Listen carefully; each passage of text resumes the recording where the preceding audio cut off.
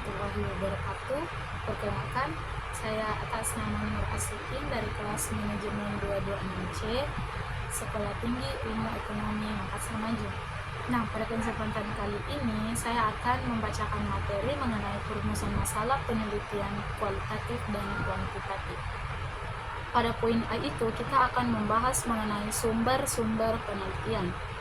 Sumber penelitian adalah basis atau informasi yang digunakan untuk menjawab pertanyaan penelitian.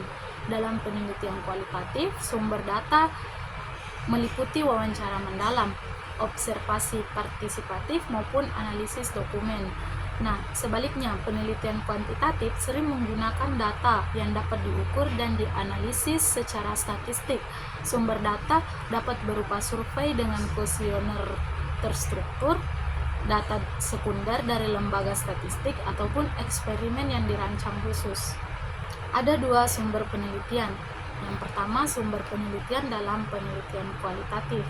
Nah, penelitian kualitatif ini bertujuan memahami fenomena secara mendalam berdasarkan pengalaman, persepsi, dan makna yang diberikan oleh individu atau kelompok. Oleh karena itu, sumber data yang digunakan lebih bersifat naratif, deskriptif, maupun eksploratif.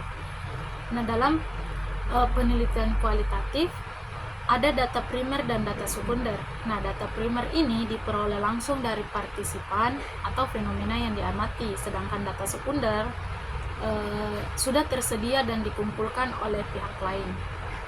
Yang kedua, ada sumber penelitian dalam penelitian kuantitatif.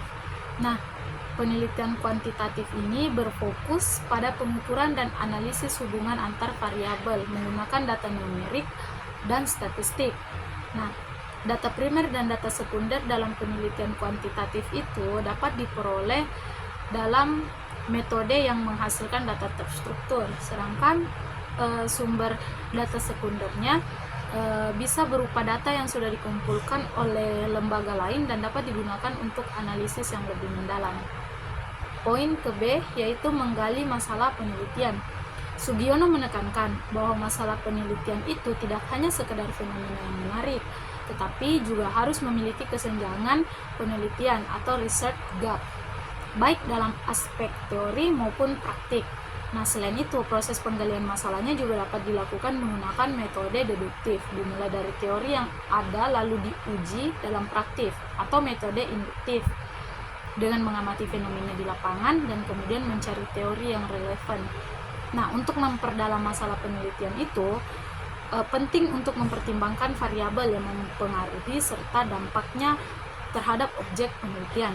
Sugiono juga menekankan penggunaan metode kualitatif dan kuantitatif untuk menggali masalah secara lebih komprehensif itu sehingga menghasilkan temuan yang valid dan dapat diandalkan dalam dunia bisnis. Poin ke C, ada kualitas masalah penelitian.